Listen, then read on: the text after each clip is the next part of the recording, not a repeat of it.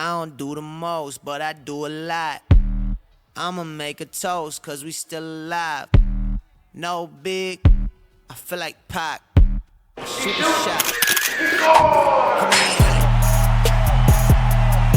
Well, folks, looks like another heartbreaking loss for the Tigers.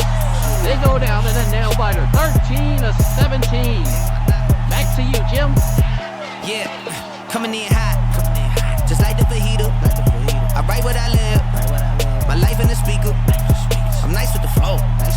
Just like the demeanor. I'm feeding my fam. I'm feeding the meter. They got the iron while I got the steamer. I bring the fire, but you never seen her. I testified on 1317 Sports presents Get It Off Your Chest podcast. Sponsored by no one. And now, here's your host, Tito.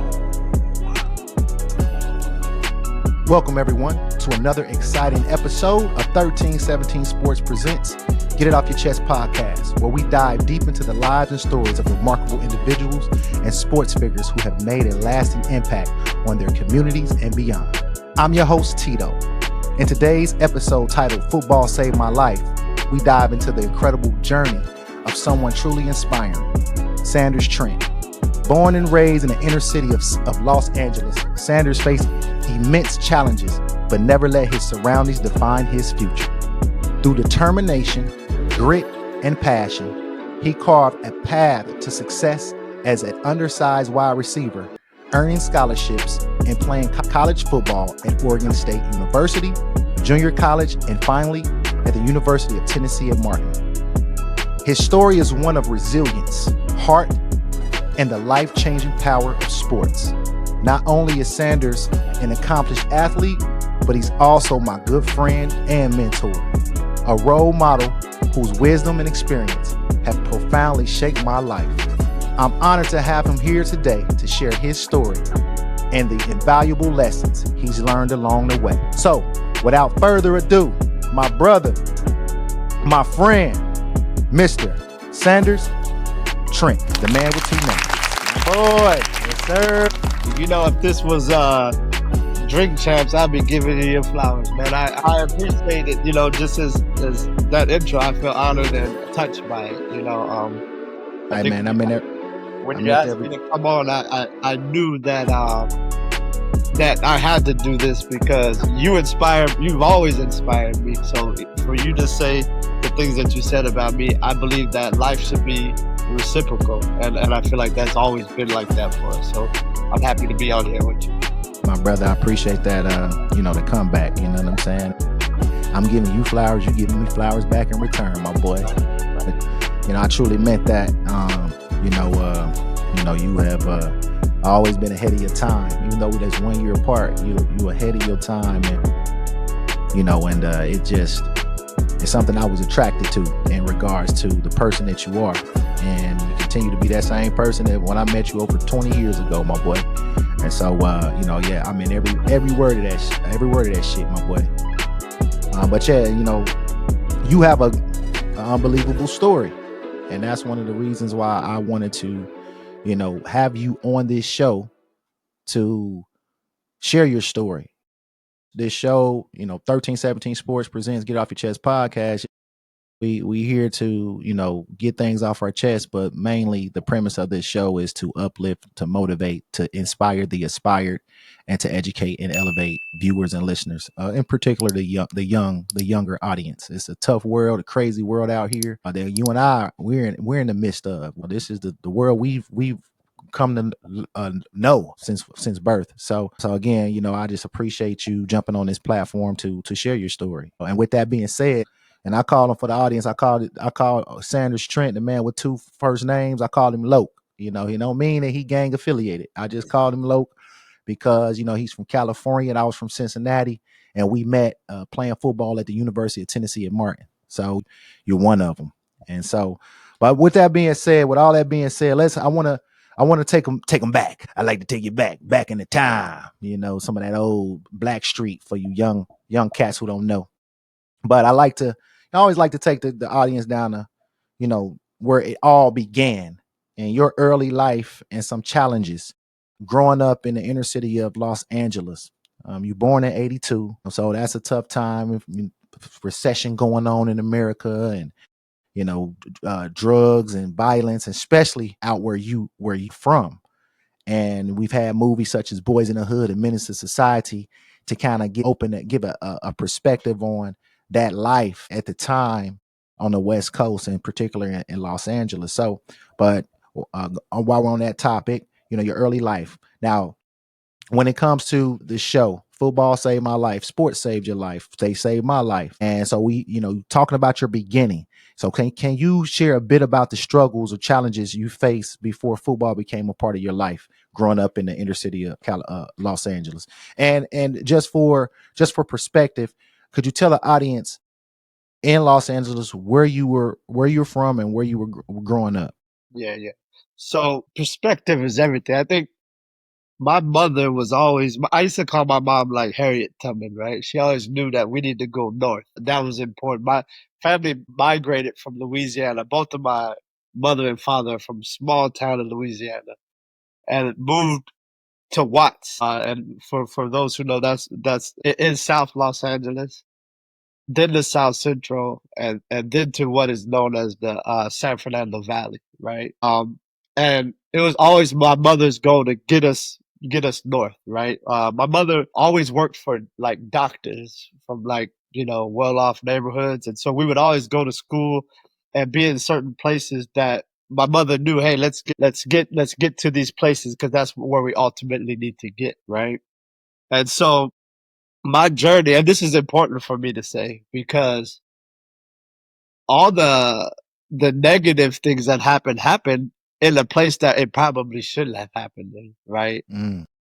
And that's very key to say because it kind of shapes my perspective on how I had to grow differently and grow fast because for a good portion of my life I thought I was cursed. You know what I mean? I have three brothers, one 12 years older than me, one 10 years older than me, and the other one is my twin brother. My brother that was 12 years older than me when I was actually 12 years old. My brother was shot and murdered. And I can tell that story later, but that's the reason why I got to play football. My brother being murdered was the reason why I actually got to play football. But he was killed, changed me forever. Some years later, my second to oldest brother was shot 5 times, only has one kidney to this day. And then later on in my high school, like a year after high school, my twin brother was shot in his head and still has the bullet in his head till today. And so for me, I think it's important to share that, one of them was racial because of the tension between the, blacks and Latinos in Southern California with my oldest brother. He was murdered for that reason. And this was around what was the year? Around what This was time? 1994. 1994. 1994. And so, yeah, he just happened to go to a party, wrong place, wrong time. And, one of the guys was jealous because he's like, we don't want these black dudes coming in here. And the senoritas was like, whoa, yeah, let them come in here. We want them here. And, somebody got jealous, just opened fire. But, I'll tell that story because to be honest, like that was the start of the click in my brain about how I needed to see life a little bit different. But yeah, that was actually in Ontario, California. It wasn't even where we were from. And I always say that because although we grew up in certain places, my brother was killed wrong place, wrong time. My second to oldest brother was shot being mistaken for somebody else. And my twin brother, it was the only one that was gang related. You know what I mean? So Wow. it's important for me to say that Right. because if for a while I moved around as if like I just had like a family curse or something, and it's like, when is it gonna happen to me next? I gotta hurry up and get out of here because, like I said, my mom was like Harriet Tubman. We were at the time where a good amount of this has happened. We weren't in a neighborhood that was as bad as it was for us in the past. You know what I mean? Right. And so it's important for me to state that. Right. Yeah, very important because you kind of answered some of the questions that I was gonna ask, follow up questions in regards to, how growing up in the inner city, surrounded by gang violence, what did you feel like as a kid, right? And you hit on it. You hit on that, and and I wanted you to share a moment where you realized you wanted something different for yourself than what was happening around you. And I guess that's a question that I can ask. So, with all that going on, you seeing this with your older brother, you saw this with your second to oldest brother. Now it's like it's getting closer and closer to you. Now your twin, who's involved in gang, in gangs in the inner city. Now that actually is the first time that gang violence has affected your family. As you preface the other two, wrong place, wrong time, and then racial violence. So when it came to getting that close, and it's close because it's your two brothers are shot, one's murdered. You're a kid, you're 10, 11 years old at this time. Now your twin brother, you guys the same age, he gets shot in the head. And is this when you realize, this is when you realize that you wanted something different when it came to? Yeah, I can give you a timeline, right? So Yep. October of '94 is when my brother was, I say, assassinated, bro. And that was when the switch changed for me, because my brother was a good dude. Although my brother was gang related, but he was a blood, but it was because the Bloods were like pretty boys back there. My brother was really good looking guy. The ladies loved him. And it was like one of those things that this is like he wasn't gonna hurt nobody over no gang. You know what I mean? That wasn't gonna be the end all be all for him. It just, I like to wear red, and all my homeboys are Bloods, right? So him getting shot though, because at that time my second to oldest brother was a menace to society. He was just kind of like I remember at some point my mom saying, like, why wasn't it you, to my older brother, to my second to older brother, because how he was moving in the streets, you know what I mean? So my mom was was asking. We were confused because you would have thought it would happen to my second to oldest brother first. So just to give you a timeline, '94, as that happened, it changed me, because I realized even good people could go, and he was only 24 years old. You know what I mean? So if you trace the timeline moving forward, my second oldest brother got shot maybe like in '98, and my twin brother got shot in 2001. So these are all different timelines. But after '94 is when it clicked for me and said, I gotta repurpose how I move. And it's not like I was bad out in the streets and doing anything. I always had a different mindset, but I always knew that, I had to make a difference in life very quickly. Right. And I just grew fast. I mean, very fast.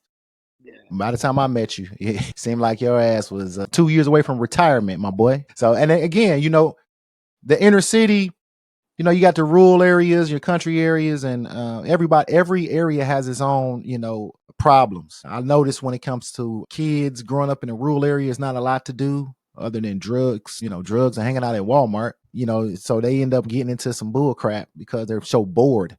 And the opposite is, the kids in the inner city, it's too much to do. And it's they can get into a lot of different things, a lot of different influences. And either way, it's the experience that you get, and everybody doesn't make it out. Everybody's not fortunate to make it out, such as, your brother, right? Your older brother. And, you end up becoming the fortunate one and able to live to tell the story. And hopefully during that process, you're gaining as much do's and don'ts in life as you possibly can to kind of help you move and navigate through your adult life as you get there. And so you got your mom, you got your two older brothers who shot, then you got your twin brother who shot, you got your older brother who's passed away. How was this affecting your mother and your father at the time? Yeah, my mother, from the time I was in third grade, my mother had a heart attack. So my mom had a heart attack at 35 years old, and so throughout elementary school, we would always, my mom was always picking us up from school, and whenever my dad would come pick us up, that meant that mom's was in the hospital, and we would get picked up and go straight to be at the hospital. So many days and years, I was going to see my mom at the hospital. And that happened from the third grade until she made her transition, right? But I truly believe, to answer your question, my brother leaving, you're not supposed to die before your parents, right? Like Right. it's not designed like that. But to be honest, my brother being murdered in cold blood and just being a good, solid person, that took many years off of my mother's life. It took many years off of her life. You know what I mean? And for years, I mean, Right. when I was, from the time I was in sixth grade when my brother got killed. I mean, seventh grade. My, Yeah. yeah, my mom slept for days and years, and to the point where I was getting up, getting ready, and we would just almost say, "Hey, mom, can you drop us off to the school?" Or if she was too tired, we'd just get a ride with somebody, or walk, whatever it was. Many years she was just not present because psychologically it just kind of took a lot away from I mean, I mean, a mom. We've lost a son too, and it's a piece of, when you lose your kid, especially as a mother, they they birth you. They birthed you. They carried you. You're a piece of them. It's a little different for our father. We just provide we just provide the thrust in the sperm. So it's a different type of connection. And so I can't imagine. I lost my best friend to, as Chubb, and his mom. She never, that was her only child. She never recovered, and she ended up passing away a few years, about 5 or 6 years back, and it changed my life for sure. And so I can't imagine from a mother's perspective. And now, with all that being said, you have your other two. They're acting out. They're still going. They're going down this path, and a path of destruction that's only going to end in either two ways, and that's death or in jail. Let's go to your twin. Let's go to your twin brother when it comes to that. So your twin brother, he's involved in gangs, and he gets shot in the head. Right. This is your twin brother. They say twins. They twins. They do everything the same way. And when it came to your twin, you and your twin are like polar opposites. It's crazy. He's the wild and crazy guy. You the laid back, cool, calm, and collected guy.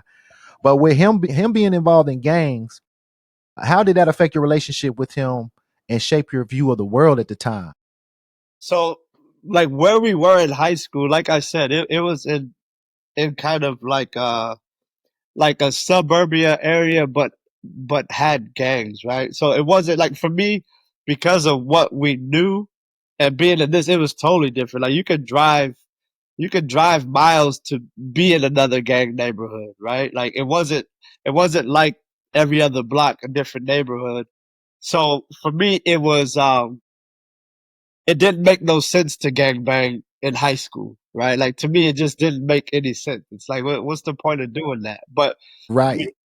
we did have like a clique, and for me, I was always trying to build an army with a bunch of different people, Bloods, Crips, Hispanics, you know what I mean? Like we had a crew, but my brother had this, we gonna make them a gang mentality. I was like, hey, how we get to the money and how we have some, like there was two different mentalities in how we were running and operating this thing. That's And my boy Loke. yeah, so he just hold on one second. You good? You good? Yeah, he was moving in a way that I felt was like not healthy and conducive to just what we were up against. You know what I mean? Yeah. And for me, we switched. So just let me, maybe this will help the story, right? So when I was 12, my brother, so all of my friends played Pop Warner football. I never played Pop Warner until I was in eighth grade. And just real quick, Tito, when it starts reconnecting, should I still keep talking or just Keep talking. Just keep talking. okay? Absolutely. Yeah, yeah. So when I was 12, I was in eighth grade, no, seventh grade, and my brother, he was I was just sitting on my porch one day and I was just playing with the football, and I said, he came over and he's like, what's going on, man? Like, are you good? And I said, nah, I just want to play football, man. And he's like, well, why you not playing? He's like, I was like, Miles won't let me play. She says I'm too little, and that was all the thing. I'm too little. I'm gonna get hurt. We didn't have enough money to play this, football. And, so let me just tell the story. to start over. So Yep. in middle school, I remember being on my porch one day and I'm just playing with the football. Keep in mind, my best friend growing up, he played football from the time he was like 6, and I would just go to the games. I was like a water boy, and I was Yeah. always faster than everybody, and just really, I wanted to play, and I loved playing football. But my mom would always make excuses why we couldn't play, whether that was, I was too little or we just didn't have the money to do it. So my brother came by the house one day and he's like, "Hey, what are you doing?" I was like, "I want to play ball, man." He's like, "Come on, let's go." And my brother at the time, he's in his early 20s. And this is my brother that was murdered. And he Right. says, "Come on, let's go. I'm going to go sign you up for football." But he's like, "I'm going to take you to sign up for the team I wanted to play for because mom's never let me play either." I was like, "I don't care where I play," because I knew that I wasn't going to be able to play ball with my friends. You know what I mean? But I didn't care about that. I just wanted to play. And I just was happy that somebody was supporting. He's like, "Look, I'll take you to practice every day." And before you know it, she's just going to have to be okay with it because, like, who cares? You're not going to get hurt. So anyways, we go to get signups and it was too late. It was too late for signups. So what happened after that is we go home. I'm just still happy. Like, hey, he's like, "Well, next year we'll sign you up and, we'll be good." So I just was like, "Hey, I've been waiting all these years. I can wait another year." So what happened is I go home that night. It was a Thursday. The next day was a Friday. And he called me on the house phone. Back in the day, we didn't have no cell phones. And he's like, "Go check your top drawer and there's an envelope for you." And I was like, you know, what am I doing? What is this? So I go Yeah. open the envelope and I see it was $104, right? Like that's how much it cost to play Pop Warner football back then. And 104. $104, yeah. And so I'm like, "Bro, we got a whole nother year. Like and he's like, "Nah, it's I want you to keep it, and I want you to see how serious you are about playing football." And so I'm like, "Man," and I'm like, because my brother, like I told you, he was pretty boy. I was like, "Man, you can take one of your girlfriends out on some dates." I'm thinking you could do a whole lot with this money for a whole year. And to me, Yeah. $104 was a lot. I was young. And Yeah.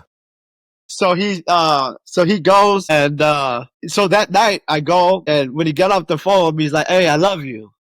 And I'm like, "What? You tripping, bro? Like, you all right?" And my brother used to smoke weed before like it became popular. Like this was before the Chronic came out, but Dr. Yeah.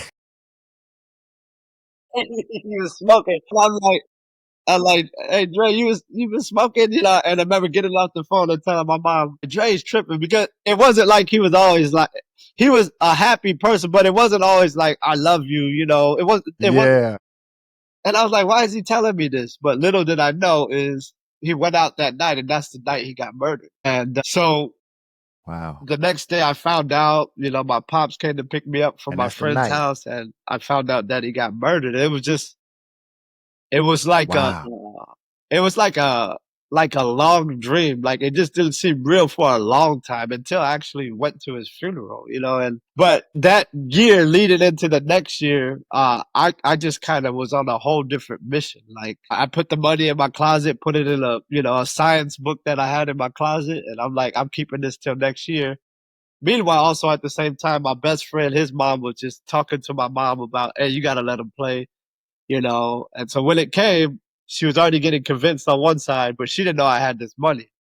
And so when it was time to play, she's like, "What happened?" I said, "Mom, we got to play football." And she's like, "Well, we don't have the money to play." And I said, I Right. went into the closet, bring out this envelope. She's like, "Oh, where you get this from?" And so I told her what happened, and she's like, "I got to let you play." And that was it. That was Wow. that was history at that point. And at that point, she got the money to try to get my twin brother to play, but he wasn't really interested. But it was just go time for me from that point. Like and that wasn't until eighth grade. Meanwhile, all of my friends had played all the way from being like 6 years old. Right. Right. And that's a yeah, you actually answered the question that that was the next question I was going into, and you ended up answering it. And that was, discovering football. How were you first introduced to football, and what drew you to it? And you just hit it on the head, And so, I want to go back when it comes to the influence with you playing football. Now, you wanted to, as you just said, your friends were playing, all your friends from middle school and stuff were playing. They started playing earlier, and you're getting a later jump. I didn't start playing contact football till I was 10. And so, were there any current football players, professional or college or locally, that you looked at and I was like, I want to do what they're doing? Was a particular player that intrigued you, that also inspired you to play sports, or was it just, I want to do this because the rest of my friends are doing it? Well, I mean, just playing in the neighborhood and like playing at school on the blacktop, I was out there and I was getting freaky. I was a good athlete, you know what I mean? Yeah. But I mean, at the time, Jerry Rice, of course, was somebody who inspired me a lot. But Shout out Jerry Rice, Brendan Rice. Shout out, baby. Shout out. yeah, but yeah, going into high school though, I was really inspired by like the Rams. You know what I mean? When they had the greatest show on turf, Yeah. because they had Isaac Oz Hakeem Bruce. and Isaac Bruce and Torrey Holt. Hope. Yeah. Yeah, and those receivers weren't. I mean, they weren't huge. You know what I mean? They weren't like, And Oz Hakeem was my size. He was 5'7", 5'8". You Wow. know what I mean? Yeah. Yeah. And but The I was really Rocket. inspired by this receiver at San Diego State. His name was Damon Gordine. David Gordine was 5'7". He was a hog, you know what I mean? And I actually wanted to go to San Diego State just because of him. You know what I mean? I used to walk like him. I used to try to run my routes like him because I was 5'7". I ain't gonna like emulate, somebody bigger than me. And he was just raw. You know what I mean? And yeah, so I wanted to go to San Diego State because of him. Wow. That's big, bruh. And I don't even know who that is. I know Torrey Holt, and I know Isaac Bruce, and I know, what's the other receiver that you mentioned for the Rams, Rocket. But I don't know who that person is. You Yeah, get inspired. he got drafted. I mean, not drafted, but he went, He got an opportunity. yeah, his dad was actually like part of one of like the Fabulous Dramatics or one of those singing groups from back in the day. I forget which one it was, but Wow. yeah, but David Gordine, I mean, David Gordine. he was hot. Shout out to David Gordine, my boy. We talking about you on the podcast. Get it off your chest. 1317 Sports presents. And we're here with my boy Sanders Trent, as he's going down and breaking down his journey when it comes to life and sports. And we're talking about him, his inspiration. This is one guy. Some of his friends are playing. He's lost his brothers to violence. His twin brother is eventually shot later on when they're in high school. And now you have this money. Your older brother gets you this money. He's excited. That same day he gets you this money, he goes out to a party, and that's where he's tragically gunned down in senseless violence because of just he's the wrong color in that party. And it's just the smallest, stupidest things, are behind ending someone, or is of course the aftermath with leaving the families to mourn. And so now you're playing football. Your mom's like, I don't have the money. You bring out this money. Your brother, what a gift, right? We talk about that's a blessing. That is coincidental, right? And so now when it comes to you, and then you have your inspirations. Now when it comes to a specific moment, were there a specific moment when you realized like this football thing could be more than just a game for you? Because it all starts as a game for us. It all starts as like whether you're playing basketball, baseball, football, we want to play with our friends. We're inspired by, professional athletes because we are aspiring to get where they are, right? Some people do it for the girls, some people do it for the clout. Some people do it because that's just what they're born to do. But when you starting off, most of it's just fun. It starts becoming business later on. What was there a moment when you realize like, okay, now I'm playing a game, but this game is this is more than a game. Yeah, there was two moments actually. The first moment when I realized that this was therapy for me, and that was very early. Like that was in eighth grade playing ball. It realized that it was the only space that I didn't stop and think about what was going on outside, right? And I used to write and journal about that at a very young age.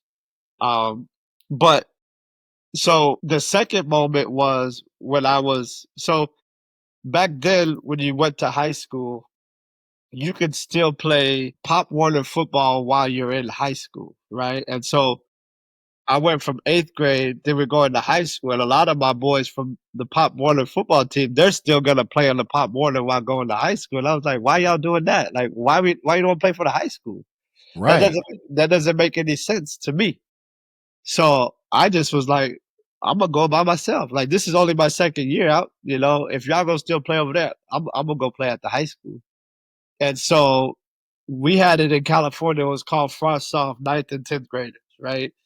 And Yeah. so I was out there and I remember we were playing uh the last game of the season. It was against North Hollywood High School.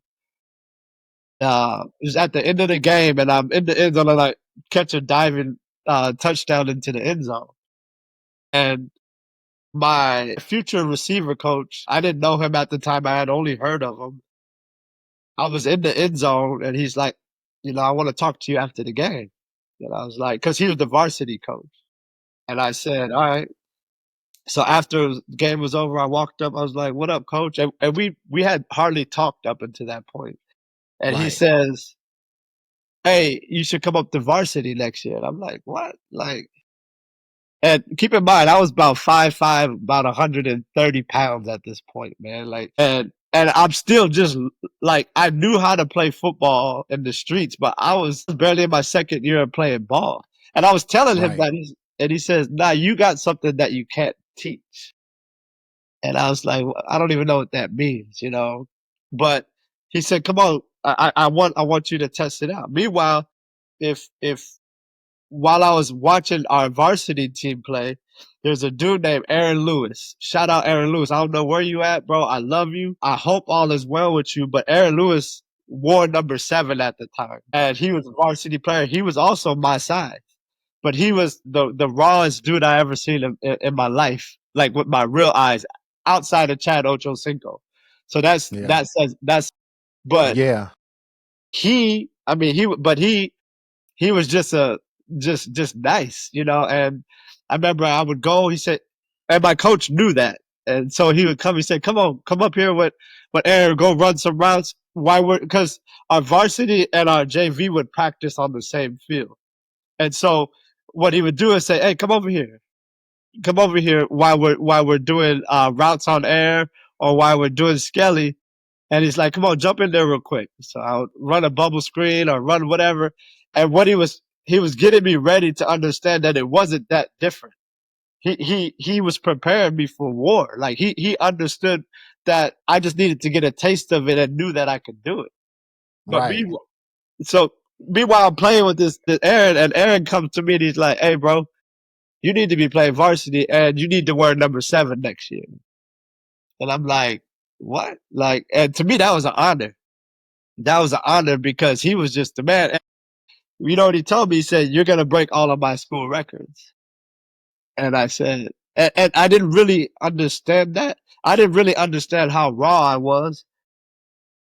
But when he told me that, I was like he really believes this because he's like you. Like right now, I bet you if I call him, he knows all the stats of everybody. He studied the game. And, and when he told me that, I was like, what? And at that time, he was getting ready to leave and he had scholarships offered everywhere, but he was just gang banging and beating up people. And yeah, he was just, but he was one of the most solid people in the whole world.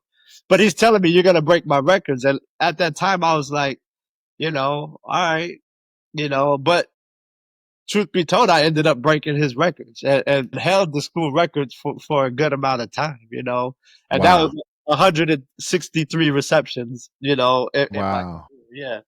Right. And I tell you one, I'm way more than I didn't have I don't think I had 30 catches in high school, dog. I just was always just the only person who could catch the ball. So I played wide receiver, but that seems like it's always been my Achilles heel is the quarterbacks. And I've talked about that on every show that I've had. But you playing this football now. I mean, so raw. This only your second year playing football. Now you going into your second year or third year by the time you get to high school.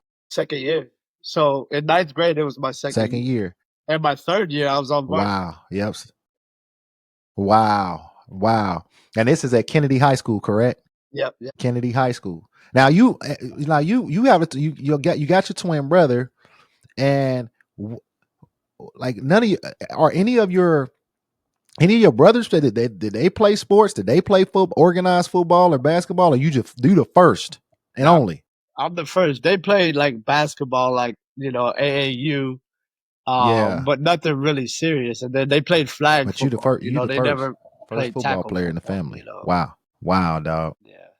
So So it was a lot going on, and at this time, just to speak to just what was happening, a lot was going on in the streets, but it was more racial, black versus Latino. mm, And it was just always something going on. And I remember at the time I and didn't, then so football for you. yeah, football for me was the outlet. It was and it wasn't like I was scared of what was going on out there. It was just kind of like, this ain't for me. You know what I mean? And That ain't for like I you. said, I had a Correct. clique. I can. Yeah, I got some people who were did their things in the streets, but I was always trying to push positivity to my circle, just kind of preach unity and a different type of vibe for everybody. So I think that movement was so powerful and so strong, it superseded everything else. And Right. it My butt. superseded it in the way I that it tell was you, man, the not gonna power of go. sports, the power of Yeah. sports, man. It's again, if you're able to zoom out and get a bigger perspective, better perspective on what it's the kids game of sports.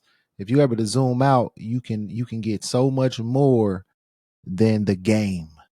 You can get so much more. It's just an outlet, especially for inner city kids in particular, and I can attest to that. And whether it's you just need to release some aggression and just smack the shit out of people at practice. You know what I'm saying? I did.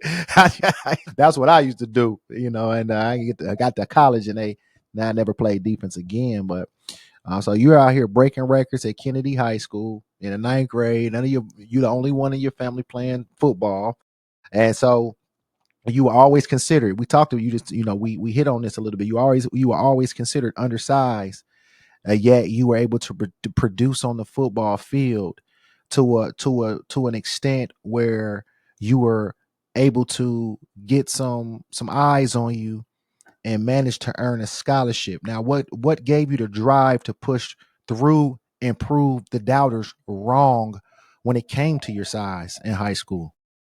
To be honest, like I didn't see my size until after I graduated from high school. Like I didn't see my size until I was maybe like Mm. 22 years old. Maybe like 24 years old when I started coaching Pop Warner, and these 12-year-old kids was bigger than me. So I didn't really realize.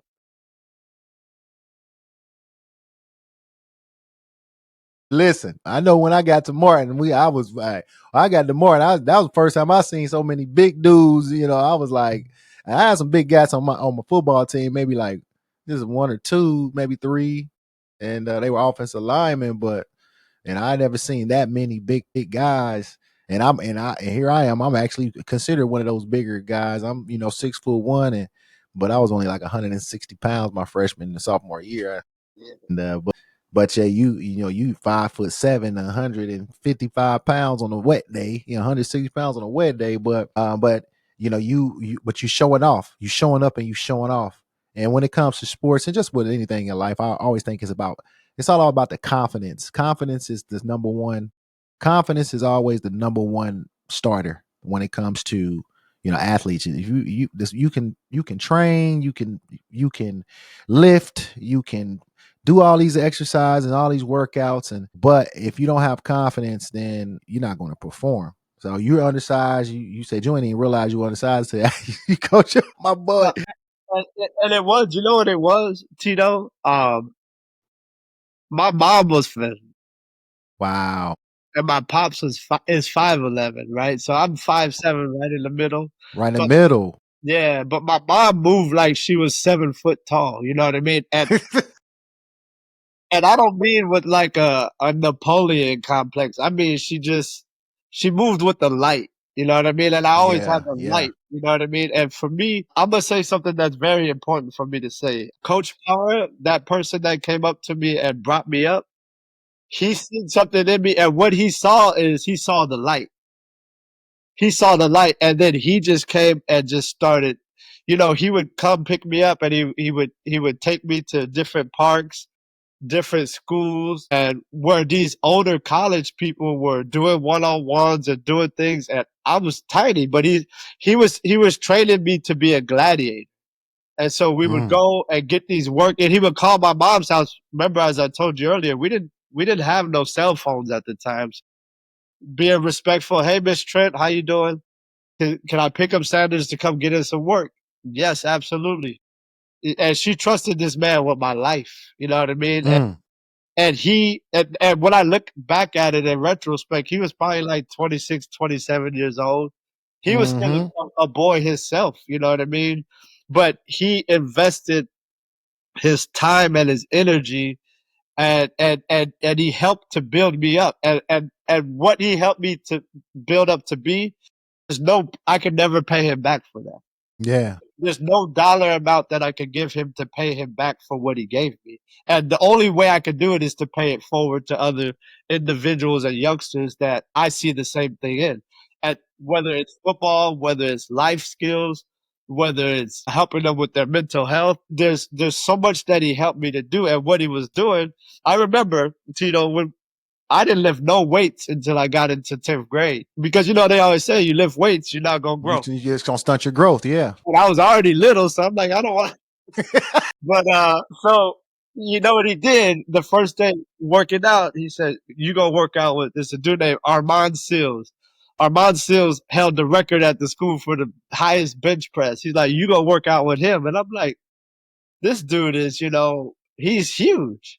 But and you know me, and you knew after you saw me and got to know me. This is years later, but I got strong. And Yeah. I was already fast, and so what he was doing is giving me the tools to be successful. So by the time I was in 10th, 11th grade, going up with these college DBs doing one-on-ones, it was nothing for me. It wasn't even a problem, even at 5'7". You know what Right. I mean? Because I remember he would tell me things like, "Hey, when you get there, take your shirt off and let them know you got some size." And I'm like, "What?" Like in my heart, I'm like, I'm this little dude, but everything he told me, it worked. It's almost like he had a blueprint of Yeah. how to build a monster little receiver and let him loose and it worked. Right. It worked.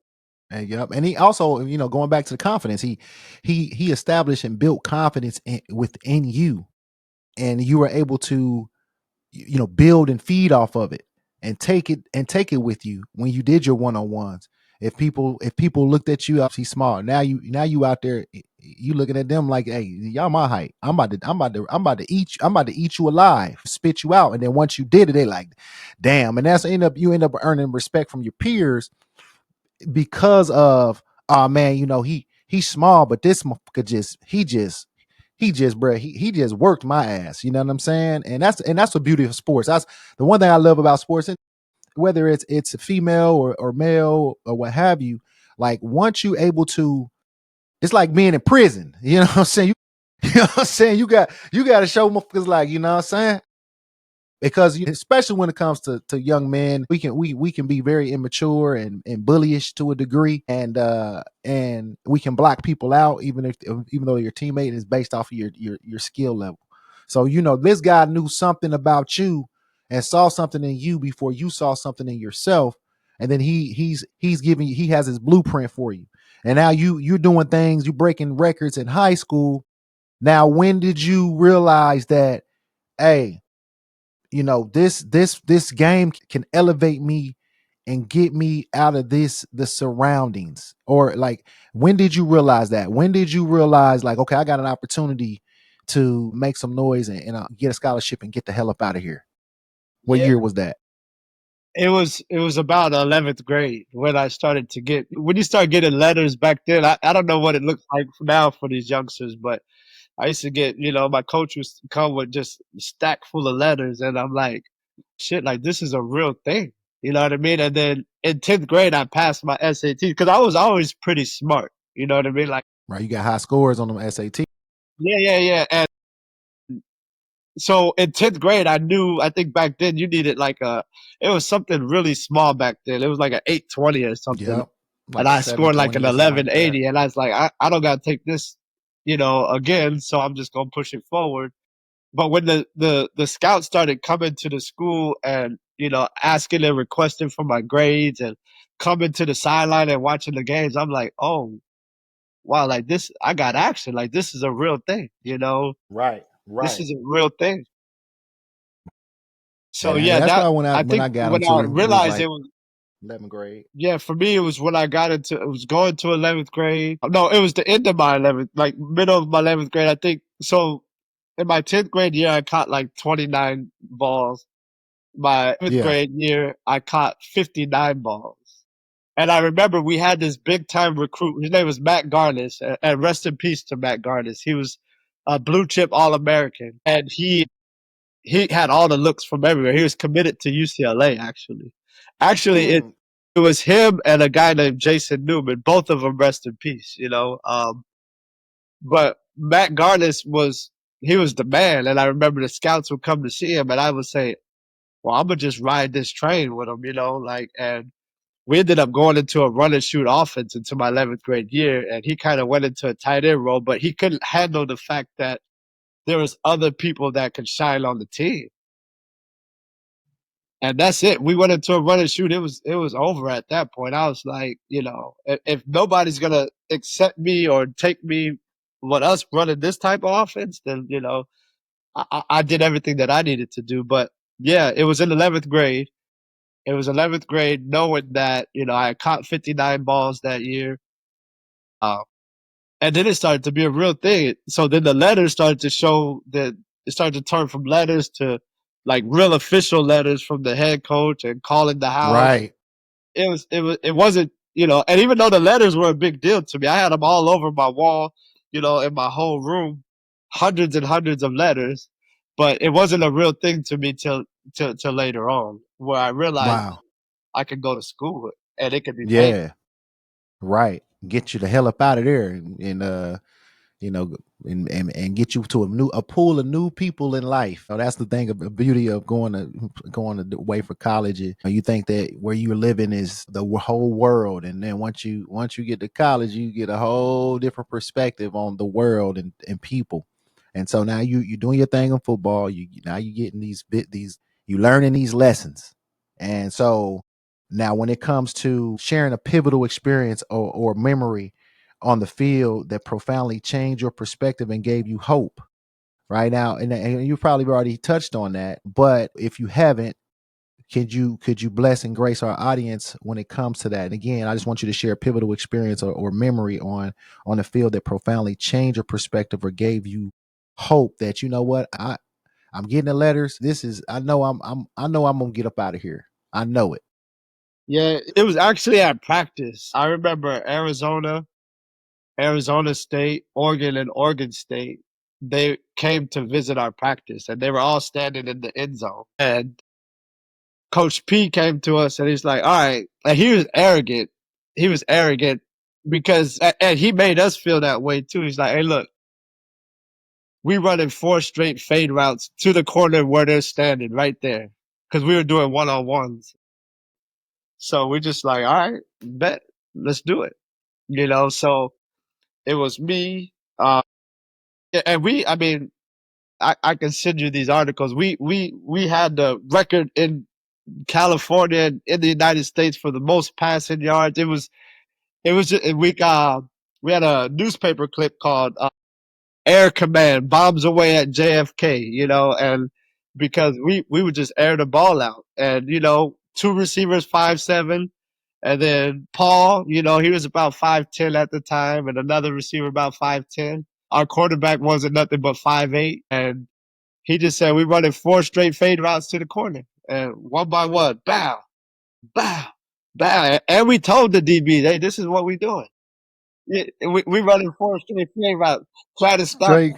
and that was it. And it was right in front of him, diving in the end zone, right by the by the scouts, yeah. by And the so recruiters. for me, and I'm not saying that in any arrogant way that was easy, but what I will say is there's nobody at that time and age that was putting in the amount of work that we were putting in. Repetition is key. It not only in sports, just in life. Life, 100%, 100%, 100%. And I learned that lesson then, as a Wow. Yeah, man. Because I wasn't getting that. I'm gonna tell you that I wasn't getting that. I wasn't getting that kind of coaching, nor that type of playbook when I was in high school. I wish I did. I wish I was. I wish I was playing with you out there in California. We were man. Man, good gosh almighty. I couldn't imagine it. So y'all out here doing you out here doing your thing. It was at practice when those recruiters from Arizona State, from Arizona, etc., were there, and now you like y'all showing up and showing out. That's what you supposed to do. You got to do that when you have the opportunity, right? And so you do that, and now when it comes to it's time for you to pick a school. So tell me the process that you went through in regards to picking a school, and then what school did you end up picking to further your football playing career at the collegiate level? Yeah, most people don't know this part of my story, and I guess this is my get it off the chest, right? Yeah. So like I told you, I wanted to go to San Diego State. I had visited there. I was, Coach Baldwin was the coach at the time, and he's calling me all the way up into the day. I knew, I had gear. I had been up there. My mom knew I was going. My dad knew I was going. So on signing day, I'm waiting, and they didn't call. And so I'm like, what's going on? I'm calling coach, like, hey, what's going on? But meanwhile, all of these schools were calling me that I didn't have no interest in because I thought I was bigger than, right? Like, and they're mostly D1AA schools. Northern Arizona, Portland State, Harvard, Mm. there were schools that I just couldn't envision myself being seen on TV. San Jose State. So what happened, 10 o'clock at night, I called Coach P. I'm like, hey, they not calling. He's like, just be patient. Just be patient, and I'm like, man. And like at 11 o'clock, a coach from Portland State called me and said, hey, I'm just shooting my shot right now. I'm hoping that, maybe things didn't fall through with San Diego State. And you know what happened? I big timed them. I was like, nah, I big timed them. This was the first time that I realized that when you got asked about my height, like this is the first time that I started to see the politics of the sport. This is the first time. And so like, nah, don't worry, I'm going to San Diego State. I was firm in this. Next day came, and what happened is they ended up having a coaching change. Gets you every time. Got a coaching change, and so everybody that I big time. So here's the thing: me having all these accolades, the status that I had, all state, whatever it was, all city, whatever it was, that went away because I didn't take any offers, right? And like I said, I'm being honest, like those were only D1AA offers at that time, Right. and I thought I was bigger than that.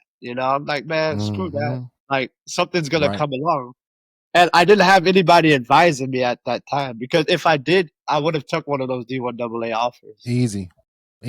Like I could have went to Northern Arizona where you could catch 100 balls a game, I mean, a year, and just have a good career. You know what I mean? But I only looked at it for one thing. And although I was 5'7", and the chances of me going to the NFL were very slim, I only looked at it from that perspective. And so days went by, then the weeks go by. And so this is the get it off your chest for me. I didn't have no scholarship. Wow. Coach Eric Yarber, who's now the coach of the Rams, who was my coach at Oregon State, I was just like lightweight depressed and working out at a junior college just to do some work over there. And he happened to come and he's like, Sanders, what the hell are you doing over here? And I was like, man, I didn't get picked up. He said, what happened with San Diego State? And he's like, I said, it fell through. And I kind of big timed everyone. He said, man, call me on Monday. I'm going to figure something out for you. And so here it is, because he was also Eric Yarber, playing for the Washington Redskins. He's like, I'm gonna figure it out for you. And so he started piecing, getting money. He started making it happen. He said, all right, you ready to come? And so here it is. It went from not having anything to now I'm at Oregon State. Man. And he made it happen. He's like, look, I'm gonna pull some money from here. I'm gonna pull some money from here. And because they were kind of at a pivotal point, and as you know, they were looking for some guys that can come in and go right away, But in his mind, he didn't need any receivers because he had Chad Ochocinco, T.J. Houshmandzadeh, Robert Prescott. Like he was stacked over there. He knew what he had, but he also knew that I really wanted to go to San Diego State. Yeah. And him and I had built a relationship from the time I was like in 10th grade. And then when he seen, he's like, wait a minute. And then that Monday, he's like, all right, come on, let's make it work. Wow. So, what coach is this again, Lope? Coach Eric Yarber. He's Eric Eric Yarber. Eric Yarbrough. Yeah. Eric Yarbrough, my boy. Shout out to you, my boy. We need you on the show. Look, it's the smallest. Listen, and I'm telling you, this man right here, you changed this man's life. You helped you helped my brother. It's just coming back. He's just coming around full circle. So, hey, shout out to you. Shout out to the Rams. But yeah, go ahead, continue. I'm sorry. Yeah. So I get there, and still I don't understand what it is to be patient. I didn't realize I was on this electrifying all-star team. You know what I mean? And electrifying. So I get there. So just to answer your question, that's how I got to Oregon State. Like that was my journey to get to there. But it wasn't supposed to be like that. You know what I mean? Mm-hmm. I was San Diego State all the way, and that's what I was eating, breathing, sleeping, and it just happened to be there. Not to say that Oregon State's not that. I just understood what was the fit for me at that time. You know what I mean? Yep. Yeah, you got a dream school. Everybody has a dream school. You put in the work as a high school player, and you're getting the accolades and the recognition that you've earned. And it's just like in the regular world, I want to work. I want to pick the job that I want to work. This never always works out that way. But again, this is a great segue to talk about the kids now. Because what you just expanded on, you were full of yourself, right? You like, hey, I'm not going. I'm Sanders Trent. I'm breaking records. I'm going to 1AA. I'm not going I belong at big time schools. And the kids nowadays, because everything is they're really self-centered when it comes to social media and branding themselves and NIL, and then you got the transfer portal, which I think the transfer portal, it kind of goes to what you just talked about. Transfer portal is a good thing, but it's also not teaching the valuable lesson of, hey, you lost out on your job. You just gonna quit and move on to the next place. What happens if you lose out on that job, right? So it's really not teaching them. It's some pros and negatives about the transfer portal, which I'll hold off on, but I believe in it. But I think we should have some type of regulation on it, just because the premise, you got to continue to coach and teach the kids, because they're not all of them may not become professional in the sport, but they're going to become professional in life, and sports kind of relates to life. But So I just wanted to pause for a second for you young people. He's doing all these great things in high school. He deserves to want to go to the school that he chooses. But that's just not always the case if you don't have the money. You're hoping to get a scholarship, and getting a scholarship and to continue to play the sport that you've playing in high school, to continue your career. You have to be realistic about a lot of things, and sometimes you just have to take what's right in front of you. And so, to each his own, but I just want to, don't be too full of yourselves, right? Don't be too full of yourselves, because if there's one Sanders Trent right here in this suburban Los Angeles, guess what? I'm gonna go to the high school down the street and I'm gonna find another Sanders Trent. That's just it's a lot of there's a lot of kids out there, so you end up, and I appreciate you sharing that because I did not know that. So you end up getting talking to the coach Yarborough, who's again, shout out to you, my boy, coaching for the Los Angeles Rams, and so he finds a way to get you there with this all-star wide receiving crew of Chad Johnson, aka Ocho Cinco. Shout out to my boy Chad Johnson.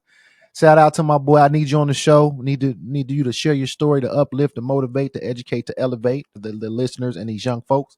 And TJ Huzmanzada. Shout out to my boy TJ. I'm a Cincinnati Bengals fan. Cincinnati, Ohio, 513, Ohio Song Strand. Stand up, baby, Ohio strong. So you go here. You end up signing your scholarship, and you go to send, and right. You get there. Tell me your experience. You get into Oregon State. You see, you have a stacked up core of receivers. Tell me your mindset. Tell me, are you ready to elevate your game? Ready to learn? Tell me some of your experience when you first get there. Yeah, so when I first got there, it's important to know that it's kind of like I fell right in. I had, everything was great for me. I got number one. You know what I mean? I was doing that in honor of my coach and my mentor at the time, and I didn't feel like the stage was too big for me at all. Remember, Oregon State at this time wasn't popping like that. Like, we had just went through some things, and a couple of our receivers at that time had got into some trouble, right? And so for me, it's like I'm gonna come in here, I'm gonna work hard, and I'm gonna squeeze my way into. Because again, like I said, I didn't know I was small. I didn't know anything. I just knew that I'm gonna work, work, work, work, work, and you're gonna have to see me. But when we get there, they say right away, all of the freshmen, every single freshman from offense and defense, everybody redshirted. Everybody. There was not one person that did not redshirt. And they established that very quickly. Yeah. And so my pride and ego is like, even though I didn't understand the game, I didn't understand you got to wait. You got to learn the system. I didn't know anything. And I didn't realize that, who was on my team, man. Like, and so it's not like I showed a certain level of arrogance or I'm better than all these people, but um, it started to mess with me and my mental health as I'm there. I'm like, wait a minute, but when I look back at it in retrospect, I was supposed to redshirt. Like that was the only right thing to do. So what happened is, I don't know if you remember that year, the 2000 Oregon State team. We went to Fiesta Bowl, beat Notre Dame. What is it? I got it because the plaque is here. What, 41-9 or something like that, right? Mm.